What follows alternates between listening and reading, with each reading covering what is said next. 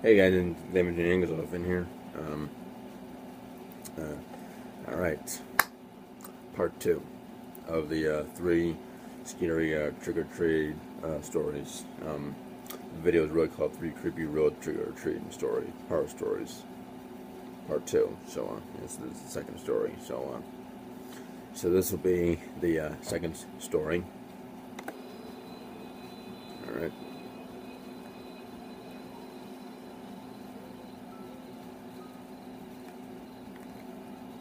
Years ago.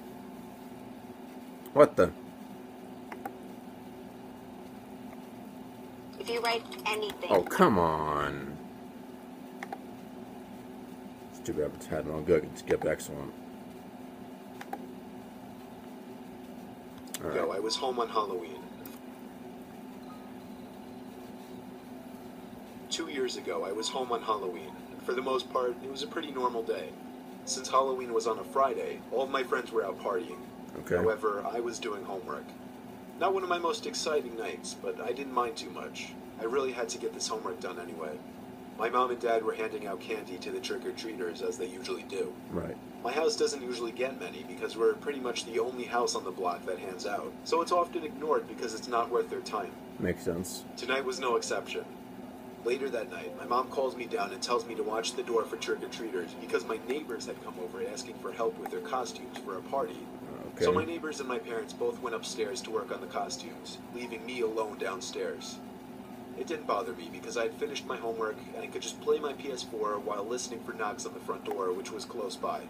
Makes Only sense. a couple more trick-or-treaters came in about an hour. Pretty typical for this area. However, around 11 p.m., I heard a knock at the door. That's pretty late. I thought it was pretty weird since it had almost been an hour since the last knock, and it was pretty late for trick-or-treaters to still be out. Regardless, I grabbed the candy and went to answer the door. It's important to note that there's a small room in My trick-or-treaters, the trick-or-treaters that come to my house, they usually end between 9 and 10 o'clock. Ish, yeah. Like 9 o'clock, quarter to 10, something like that. Yeah. My house has never gotten a trick-or-treater at 11 o'clock.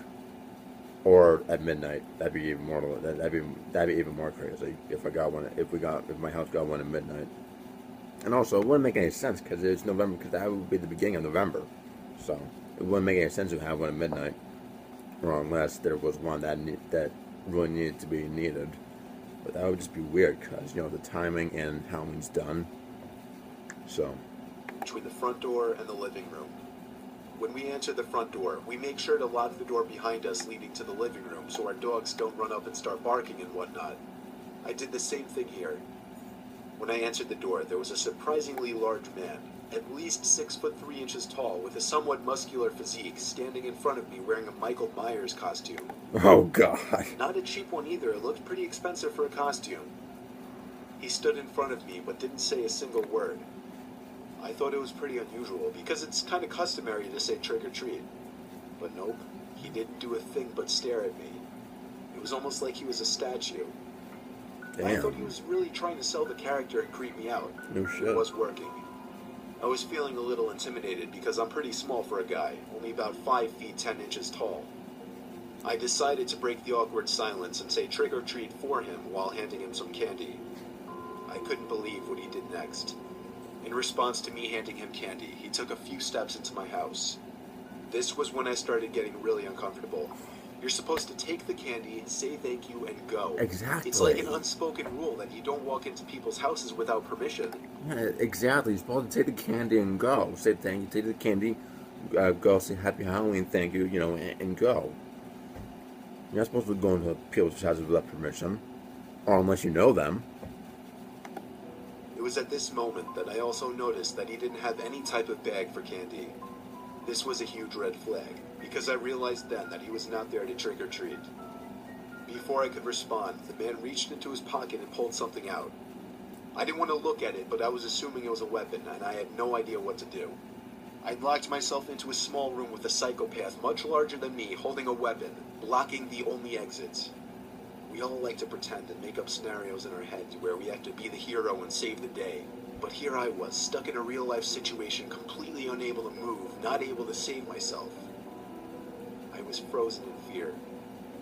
It was such a weird feeling, almost like I was dreaming the entire thing. I had no control over my body.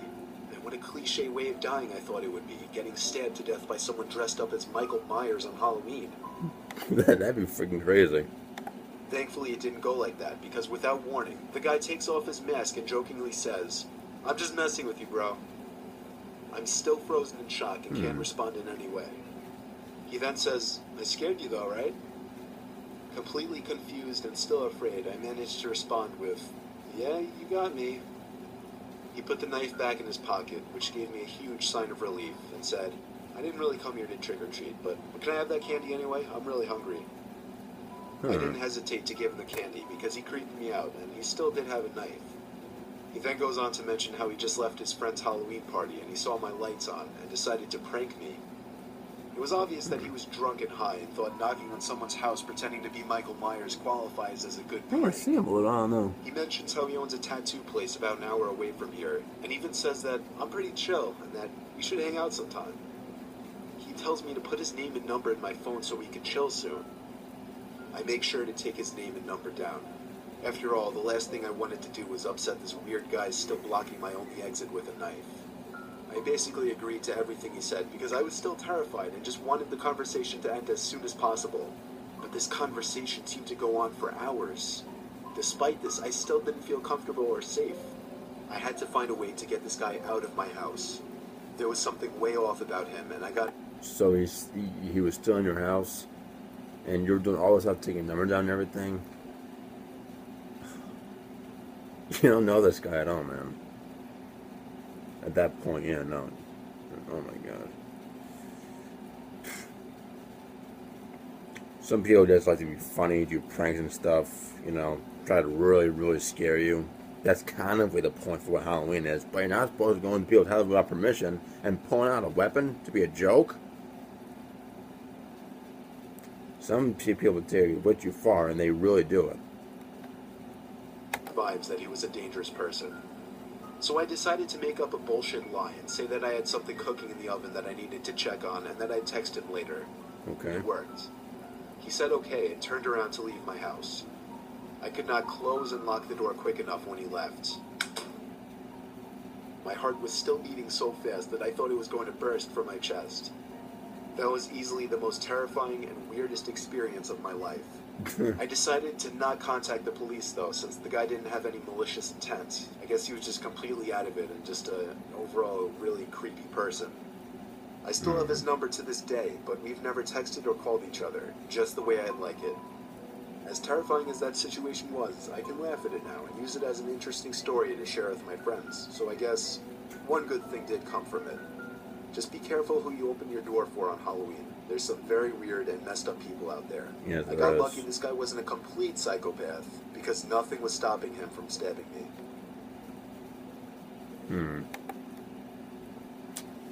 Well, alright, well that was the second story. So next video will be part 3, which is the last story. Because there's 5 minutes left. So, yeah, you gotta be careful who you open the door for Halloween, because you never know if there's gonna be a crazy person, you know, and you never know if they're drunk or high or anything, you know, because possibly that their weapon, like a knife or like a Freddy Krueger glove or a machete from Jason or something, it could be real. It could be real, you know. Yeah. Halloween is like one of the only times of the year where a lot of people can do pranks on each other, and sometimes go too far, and that's when the police get involved. So, yeah. Anyway, next video will be part 3 for this video.